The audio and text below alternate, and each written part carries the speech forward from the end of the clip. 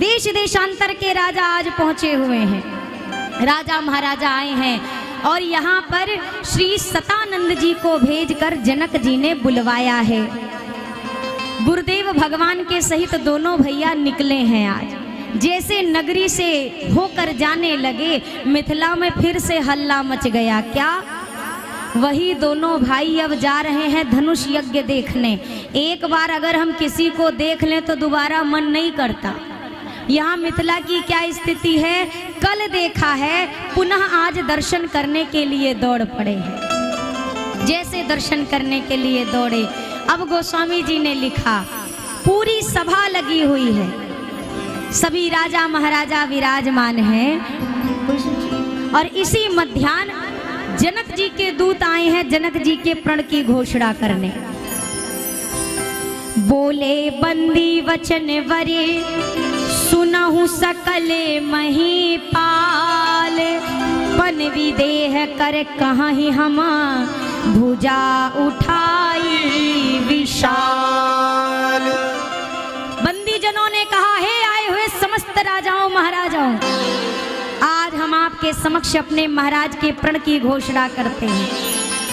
आप जितने भी राजा यहाँ उपस्थित हैं, आप सभी राजाओं में से जो भी राजा आज भगवान शिव के इस पिनाक पर प्रत्यंचारोपण करेगा, त्रिभुवन में जिसके सौंदर्य का कोई जोड़ नहीं है, हमारी ऐसी वैदेही उस राजा के गले में वरमाला डालेगी।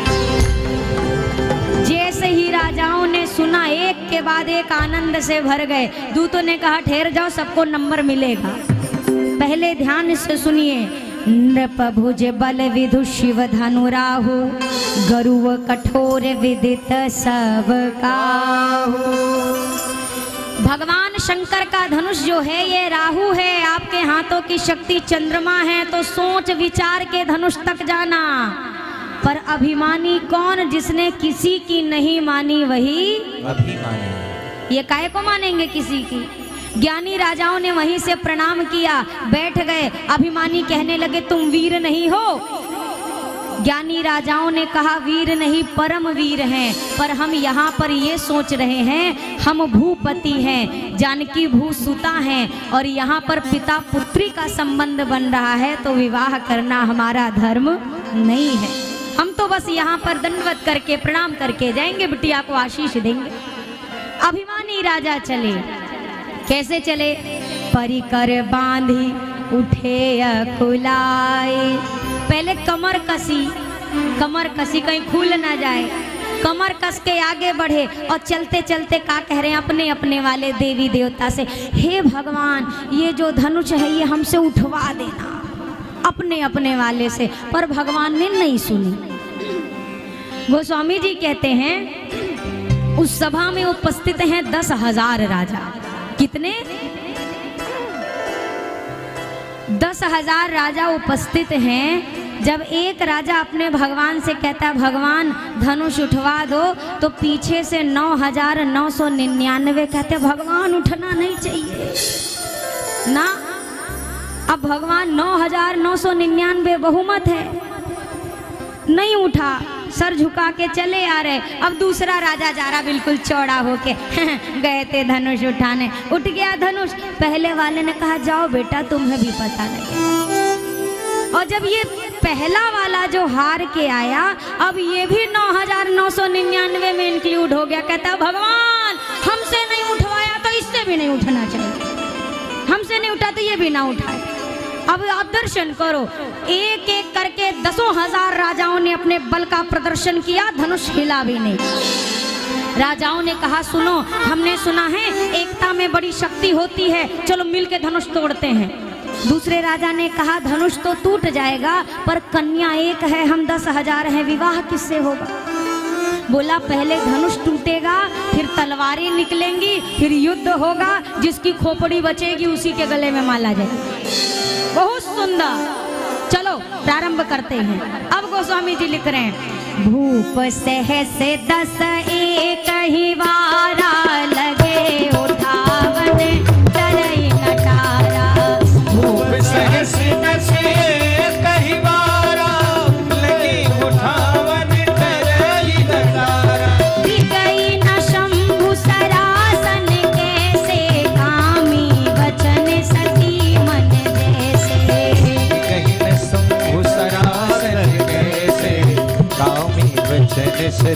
मन जैसे। सब नृप भये जोग उपहासी, जैसे बिन विराग सन्यासी। सब नृप भये जोग उपहासी, जैसे बिनु विराग सन्यासी। 10,000 राजाओं ने शक्ति आजमा ली, धनुष नहीं हिला। अब जनक जी अपने आसन से खड़े हो गए। जनक जी ने कहा, देश देशांतर के राजा महाराजा यहाँ आए हैं, कौन नहीं आया है? आकाश से, पाताल से, मृत्यु लोक से सब यहाँ आए हैं। पर बड़ा खेद है मुझे कहते हुए, एक भी राजा आप में से इस धनुष को नहीं उठा सका। वैदेही को प्राप्त करने की इच्छा छोड़ो, अपने अपने घर की ओर प्रस्थान करो। कोई राजा हिला नहीं। जनक जी ने कहा, अगर प्रण छोड़ता हूँ पूर्वजों की कीर्ति खो बैठूंगा, प्रण पर अडिग रहता हूँ बिटिया मेरी कुंवारी रहेगी। आपने मुझे धर्म संकट में डाला है। अगर मैं जानता कि आप में से कोई वीर नहीं है, ऐसी प्रतिज्ञा करके अपनी जगह हसाई नहीं कराता। जनक जी ने एक बार कहा, क्या इस धरती पर कोई वीर? सबने सुना, लक्ष्मण जी ने भी सुना, पर मौन है। क्यों मौन है? गुरुदेव हैं, भैया हैं, बड़े हैं, ये जवाब देंगे। सब मौन। जनक जी भी ज्ञानी हैं, एक बार कह चुके थे कोई वीर नहीं है, तो दोबारा क्यों कहा? जनक जी जानते हैं कि राम जी तब तक नहीं खड़े होंगे जब तक इनके छुटके भैया खड़े। झंडा लहराना है तो पहले डंडा खड़ा करो। रघुपति की रति विमल पताका, दंड समान भयो जैसे जाका।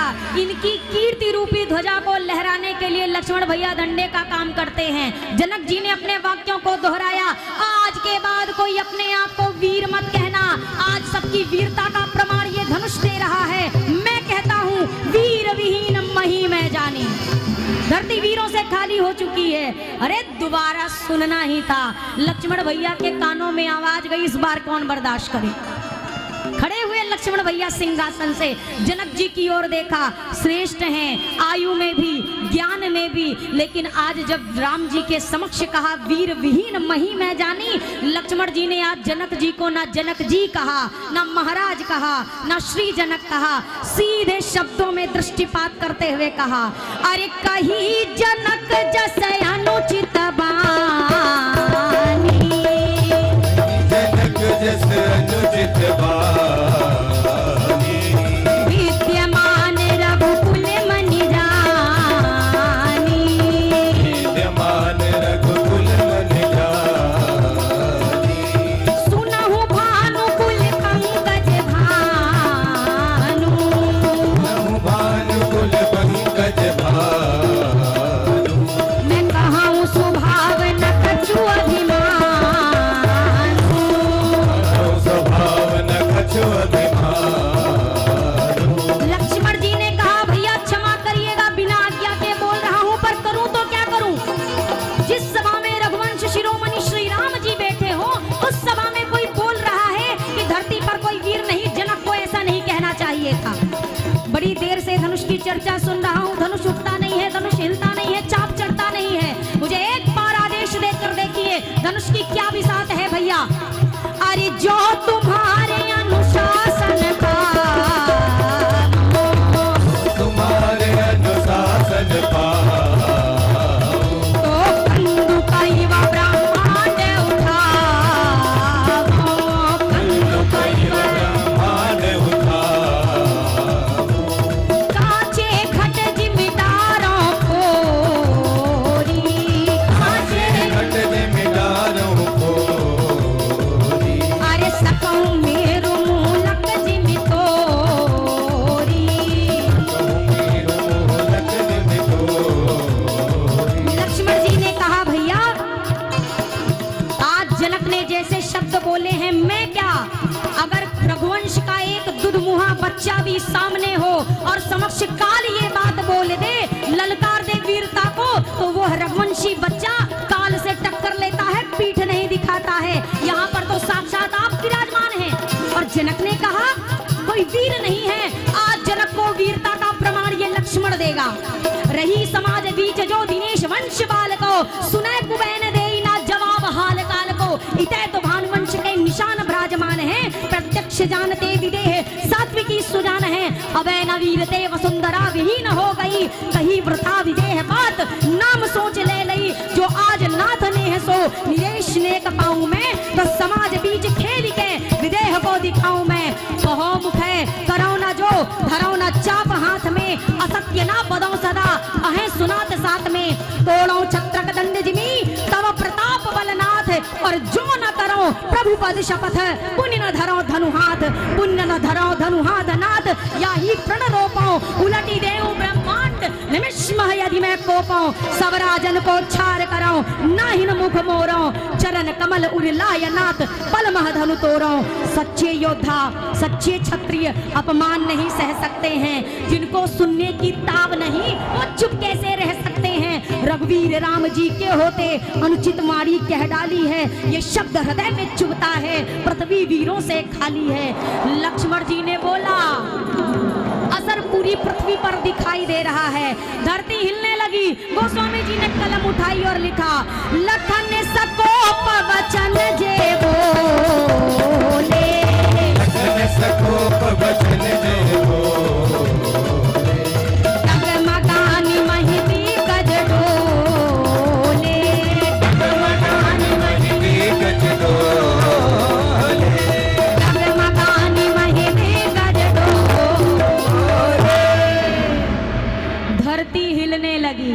लक्ष्मण जी धनुष के पास एक हाथ बढ़ा के कह रहे हैं, भैया तोड़ दूं, आदेश दीजिए तोड़ दूं। विश्वामित्र जी ने कहा जल्दी बुलाओ, सहियों में न तोड़ दे, बुलाइए बुलाइए बुलाइए। राम जी ने मुख से नहीं, शय नहीं रघुपति लखन निवारे। इंसान कहता है आपकी राम कथा में भी तो कितना लोग गुस्सा करते हो और आप लोग कहते हो गुस्सा नहीं करना चाहिए। पहले चेक करो आपका गुस्सा किस लेवल का है, पहले देखिए। लक्ष्मण जी इतने गुस्से में है, धरती हिल रही है, और कितने में शांत हो गए, आंख के इशारे पे हो गए ना। और हमारा गुस्सा कैसा है, एक बार गुस्सा गए तो जो रोकने आए वायु को ढकेलते। अरे छोड़ दो, आप मत बीच में आओ। हमारा गुस्सा पंखे की तरह है, इन पात्रों का गुस्सा लाइट की तरह है। जैसे स्विच दबाओ चालू, स्विच दबाओ, और हमारा वाला पंखा, अब वो बजाज हो जो भी हो, एक बार चला दो तो चला, बंद कर दो तो भी 12 चक्कर मारे बिना रुकने वाला। किसी का ज्यादा भी मार सकता है, हमने चेक नहीं किया किसी का पंखा। लखन लाल को इशारे से बुलाया। राम जी कह रहे शांत लक्ष्मण शांत, भैया धरती हिल रही है, शांत हो जाओ। लक्ष्मण जी ने कहा कैसे शांत हो जाऊं, सब हिल रहे हैं, अभी भी वो नहीं हिल रहे जिनको हिलना चाहिए, एक आप एक धनुष, कैसे शांत हो जाऊं। मैं नहीं शांत होऊंगा भैया जब तक आप दोनों नहीं हिलते अपनी जगह से। अब विश्वामित्र जी को मानो इशारा था, विश्वामित्र जी ने दाहिना वरद हस्त उठाया, राघव जी के शीश पर रखा और कहा राघव उठिए।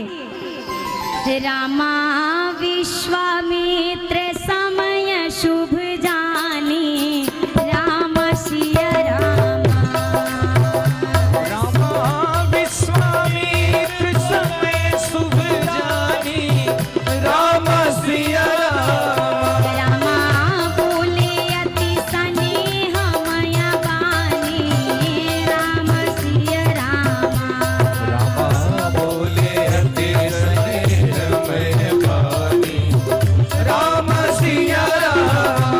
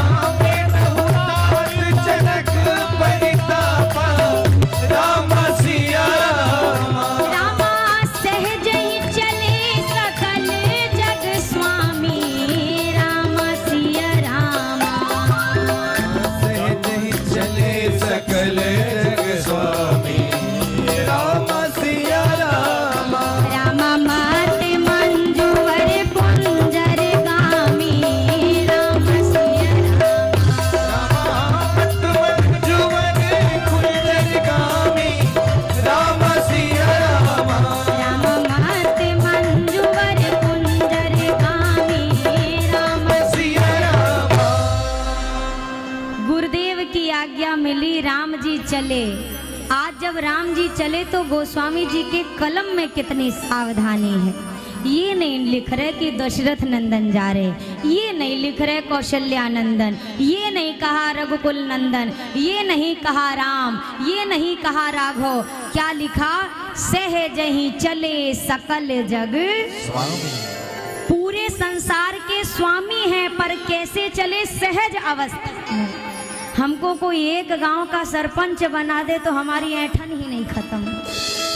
और यहाँ राम जी कौन है? पूरे विश्व के मालिक हैं। सहजता कितनी है, सहज जा तो रहे हैं, चाल कैसी है? गोस्वामी जी ने लिखा जैसे मतवाला मदमस्त हाथी अपनी चाल में जाता है, ऐसी चाल है। हाथी की उपमा क्यों? आपके यहाँ कभी हाथी आया है? इतनी पतली गली है, कैसे आएगा? कभी देखा होगा। होता क्या है, हाथी आता है ना तो आज भी बड़े बुजुर्ग हाथ जोड़कर खड़े हो जाते हैं। कौन आया है? गजराज। गजराज उसी के पीछे की क्या स्थिति होती है? हाथी के पीछे की, हाँ वही वही वही वाला, वही वही वही। जितने आपके पूरे ये नजफगढ़ के कुत्ते होंगे सब आपको कहाँ नजर आएंगे? हाँ, सारे जितने कुत्ते सब हाथी के पीछे। आज तक समझ नहीं आया कि इनकी इनसे बैर क्या है। क्या पता इनको ये लगता हो, बताओ ये नया नया आया, इनको कोई ईख खिला रहा है, कोई पैसे दे रहा है, कोई गुड़ खिला रहा है, लोग हाथ जोड़े हैं और हम 24 घंटा भूख भूख के मर गए। हमें कोई एक रोटी देने वाला भी, और जहाँ जाते हैं अलग से लठिया दिए जाते हैं, कोई पूछ ही नहीं रहा। और कुत्ता तो कितना भौंकते हैं। अच्छा कहते हैं 2 मोहल्ले के कुत्तों में पट्टी नहीं है, होता है ना एरिया क्रॉस, वो बस भाव भाव शुरू हो जाता है। पर जब हाथी आता है तो सारे मोहल्ले के इकट्ठे हो जाते हैं। और फिर ये भौंकने के बाद जब हाथी चला जाता है तो एक दूसरे की पीठ थपथपाते हैं, बढ़िया भौंका था, हाँ तुम्हारा भी अच्छा था, भगा ही दिया आखिर। कहाँ भौंकते हैं? पीछे, क्योंकि जानते हैं आगे अगर जाके भौंके तो सीधा वहां चले जाएंगे जहां 2-3 साल बाद जाना है, डायरेक्ट। तो पीछे भौंकते हैं। लेकिन हाथी क्या करता है? हाथी जवाब, हाथी सोचता है अगर हर गांव गली के कुत्तों के भौंकने का मैं जवाब देता रहा तो मेरी यात्रा कभी पूरी होने वाली नहीं। हमारे यहाँ एक कहावत कही जाती है, पता नहीं आपके यहाँ कहते हैं कि नहीं, कुत्ता भौंके 1000 और हाथी चले बाजार। मस्त होके राघव जी जब चले तो गोस्वामी जी कह रहे हैं अभिमानी राजा स्वान के रूप में प्रलाप कर रहे हैं। राम जी ने देखा नहीं, आगे की ओर बड़े बड़े ऋषि मुनि हाथ जोड़कर खड़े हैं कि आज राघव जी भगवान धनुष तोड़ने जा रहे। इस प्रकार मध्य में दोनों के राघव जी जा रहे हैं, धनुष के निकट पहुंचे, खड़े हैं। क्यों खड़े हैं?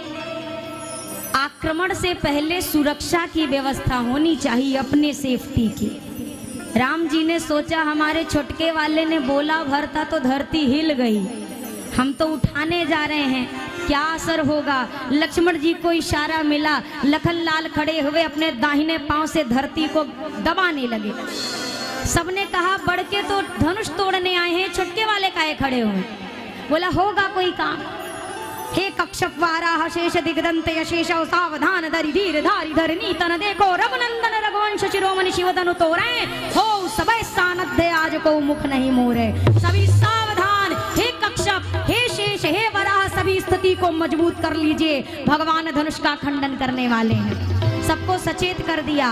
अभी ना मैया एक टक राम जी की ओर देख रही और राम जी धनुष अभी उठा नहीं रहे, नहीं उठा रहे। अब मैया मन में बेचैन, माँ गौरी को मनाया, गणेश जी को मनाया, जब मन नहीं माना तो अब कहती हैं अब मोहि शंभु चाप गति तोरी। हे शिव धनुष अब मुझे आपका सहारा है, कुछ सहायता करो। शिव धनुष ने कहा क्या करूँ माँ? मैया ने कहा हल्के हो जाओ, जल्दी से हल्का हो जाओ। ठीक है, और कितना हो? और हल्के हो। फिर हुआ और कितना? मैया ने कहा बार बार पूछो मत, इतना सुन लो, तुम्हारे सामने ये जो खड़े हैं इनको फूल तोड़ने में भी पसीना आता है। जो फूल उठाने में थक जाते हैं, अब खुद हिसाब किताब मेंटेन करो और हल्के हो जाओ। शिव धनुष ने कहा इतना हल्का हुआ और एक को अभिमानी राजा आया तोड़ के चल दिया। फिर मैया ने कहा एक काम करो, अभी तक राजाओं का बल खींच के तुम नहीं उठ रहे थे, अब अपना सारा भार इन मूर्खों पे डाल दो, ये अपनी कुर्सी से चिपक जाए।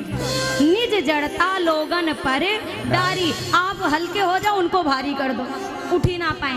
धनुष हल्का है। अब मैया की ओर राघव जी ने देखा, सोचा विलंब करना ठीक नहीं है। गोस्वामी जी कहते हैं सारे मिथिलापुरवासी अपने अपने देवी देवता को मना रहे हैं और इधर मेरे राघव जी रामा चाप समीप राम जब आए, राम सिया रामा चाप समीप राम जब आए, राम सिया रामा राम नर नारी ने सब सुकृत मनाए, राम सिया रामा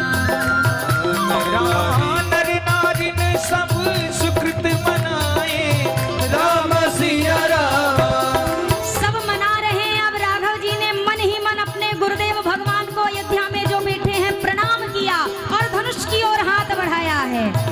रामा गुरु ही प्रणाम मन ही मन की ना, गुरु ही प्रणाम मन ही मन की ना, अति लाघव उठाय धनु लीना, अति लाघव उठाय धनु लीना।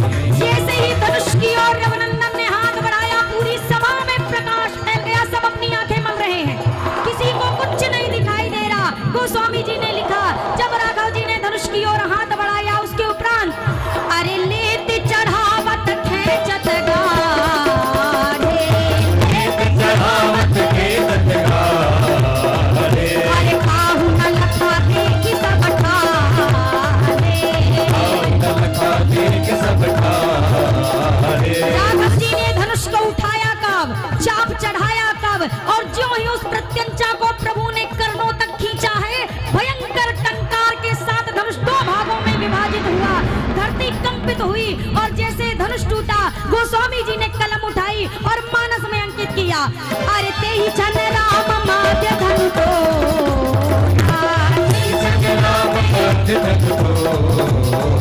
अरे भरे भुवन धुनि घोर कठोरा,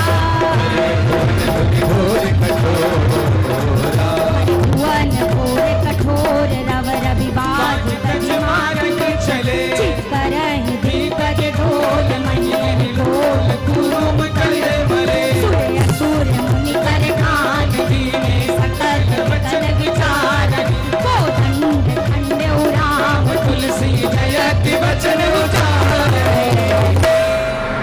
जैसे धनुष की टंकार हुई, धरती कंपित हुई और इधर सबके नेत्र खुले। धरती के कंपित होने के साथ भयंकर आवाज से देवताओं ने अपने कानों पर हाथ रख लिया।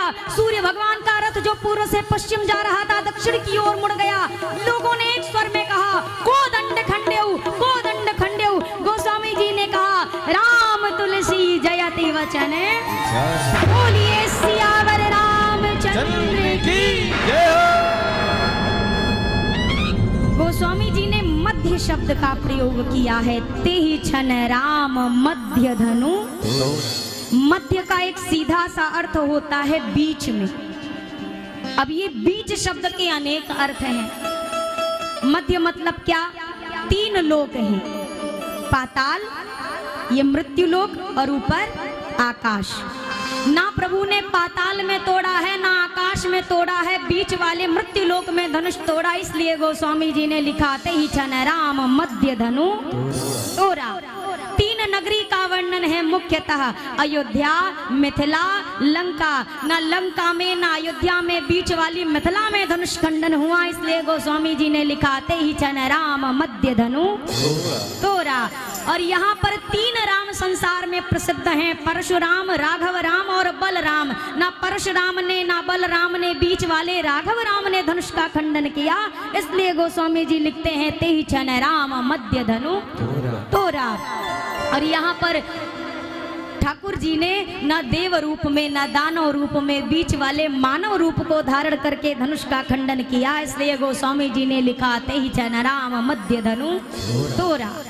और तीसरा सबसे प्यारा भाव, न किसी गोरे ने तोड़ा न किसी काले ने तोड़ा, बीच वाले सांवले सरकार ने धनुष का खंडन किया। इसलिए गोस्वामी जी कहते हैं ते ही चले राम मध्य धनु तोरा। धनुष टूटा, अब वो हाथ में माला लिए मेरी मैया चली आ रही। अरे